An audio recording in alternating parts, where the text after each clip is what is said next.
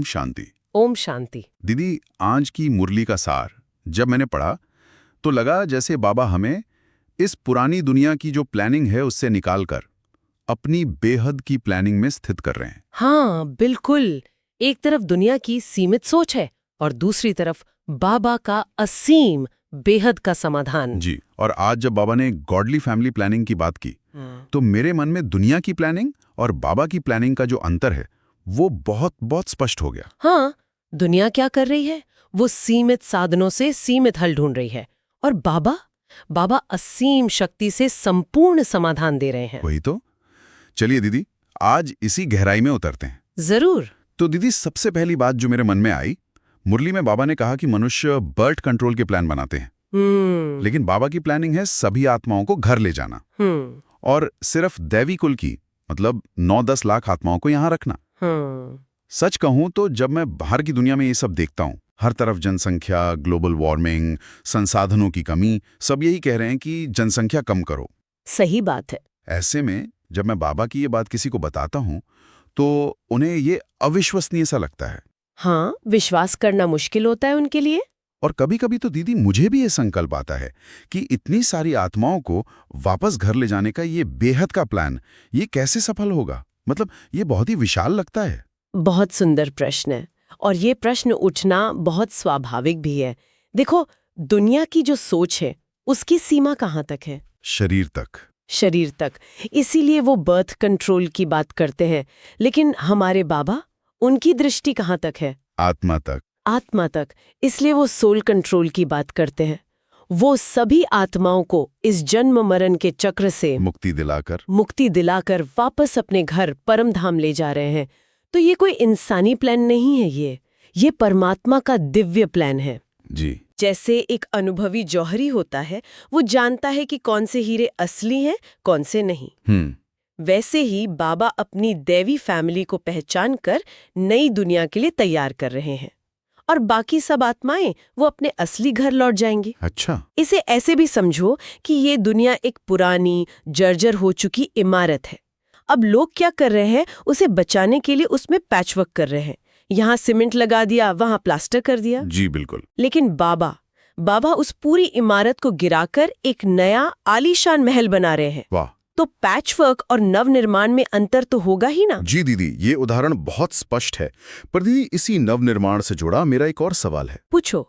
मुरली में जब बाबा खूने नाहक खेल, रक्त की नदियां, एटॉमिक बॉम्ब्स और नेचुरल कैलामिटीज, इन सब की बात करते हैं तो मन में एक अजीब सी बेचैनी होती है। सच कहूं तो थोड़ा डर भी लगता है। मैं समझ सकती हूँ। हम योगी हैं, हम शांति और प्रेम के वाइब्रेशन फैलाते हैं, लेकिन जब विनाश के इन भयानक दृश्यों के बारे में सुनते हैं तो सवाल उठता है कि उस समय हम साक्षी होकर कैसे देख पाएंगे, मन को स्थिर कैसे रखेंगे। तुम्हारा डर स्वाभाविक है, ये बिल्कुल स्वाभाविक है, क्योंकि देहभान में ये बातें डरावनी ही लगती हैं। जी। लेकिन बाबा हमें कौन सी स्थिति सिखा रहे हैं? आत्मिक अभिमानी स्थिति। आत्मिक अभिमानी। बाबा ने मुरली में एक उदाहरण दिया, पुराना मकान और चूहे सांप का। हाँ, दिया है। जब मकान बहुत पुराना हो जाता है तो क्या होता है? उसमें विषैली जीव जंतु आ जाते हैं। ये दुनिया भी विकारों और पापों से इतनी पुरानी और जर्जर हो गई है। तो ये विनाश क्या है? ये इस पुरानी विषैली दुनिया की सफाई है, ताकि वाइसलेस वर्ल्ड यानी निर्विकारी दुनिया सतयुग की स्थापना हो सके। मतलब ये सफाई है, कोई डरावनी चीज नहीं। हाँ, ये एक जरूरी सफाई है। और देखो, बाबा ने एक और बहुत सुंदर बात कही। उन्होंने कहा कि अभी जो ये छोटी मोटी लड़ाइयां हो रही हैं, जी, ये सब फाइनल शो की रिहर्सल है। रिहर्सल? हाँ, रिहर्सल। अब बताओ, एक एक्टर जब रिहर्सल करता है तो वो उसमें इन्वॉल्व तो होता है, लेकिन क्या वो उसे सच मानता है? नहीं, वो जानता है कि ये असली नहीं है, ये बस एक नाटक है। बिल्कुल ठीक वैसे ही हमें इन घटनाओं को ड्रामा की एक सीन समझकर देखना है। हमारा काम डरना नहीं है, बल्कि अपनी आत्मिक शक्ति को इतना बढ़ाना है कि हम उस समय दुनिया को शांति के प्रकंपन दे सकें। हाँ, हम उस समय लाइट हाउस का काम कर सकें। तो विनाश एक डरावनी घटना नहीं, बल्कि पुरानी दुनिया रूपी यज्ञ में सबकी आहुति है, जिससे स्वर्ग रूपी नई रचना प्रज्वलित होगी। वाह, यज्ञ की आहुति, ये दृष्टि तो बहुत अलग है। दीदी, आज का वरदान और स्लोगन भी इसी स्थिति से जुड़ा है और वो मेरे दिल को छू गया। अच्छा। वरदान है फरियाद को याद में परिवर्तन करने वाले योगी भव, और स्लोगन है जो स्वयं को मेहमान समझकर चलते हैं वही महान बनते हैं। बहुत गहरा है। मैं कोशिश तो बहुत करता हूं, पर सच बताऊं, जब जीवन में कोई बड़ी मुश्किल आती है, ऑफिस में तनाव होता है या घर की जिम्मेदारियों का बोझ बढ़ता है जी, तो याद कहीं खो जाती है और फरियाद की लिस्ट शुरू हो जाती है। बाबा ये क्या हुआ, मेरे साथ ही ऐसा क्यों, थोड़ी मदद कर दो।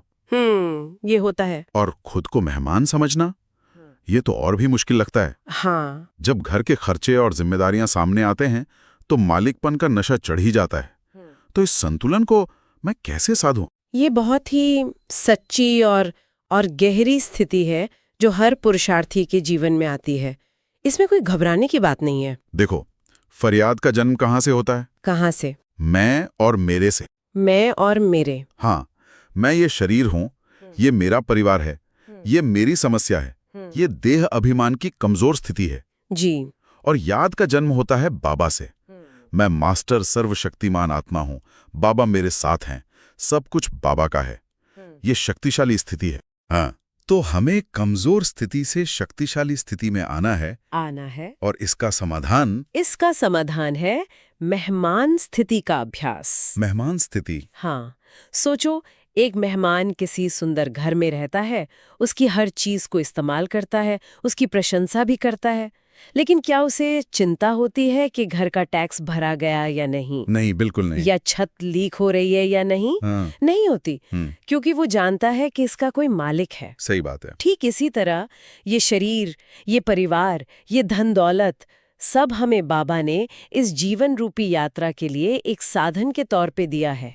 हम इसके ट्रस्टी हैं, मालिक नहीं। जब हम खुद को इस दुनिया में एक मेहमान आत्मा समझेंगे तो लगाव और बोझ से हल्के हो जाएंगे, अपने आप हल्के हो जाएंगे। क्या बात है दीदी, ये अभ्यास में कैसे लाएं? चलो बस एक क्षण के लिए अभी यहीं पर इस वाइब्रेशन में स्थित हो जाएं। जी दीदी। मैं एक आत्मा इस शरीर में मेहमान हूँ।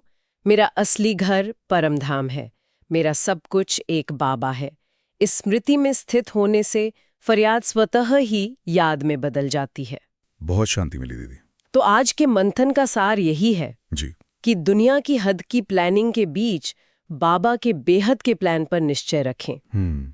विनाश के दृश्यों को ड्रामा की एक कल्याणकारी सीन समझकर साक्षी रहें और फरियाद की कमजोर भाषा छोड़कर याद और मेहमान स्थिति की शक्ति का अनुभव करें। जी दीदी, आज बहुत गहरी स्पष्टता मिली।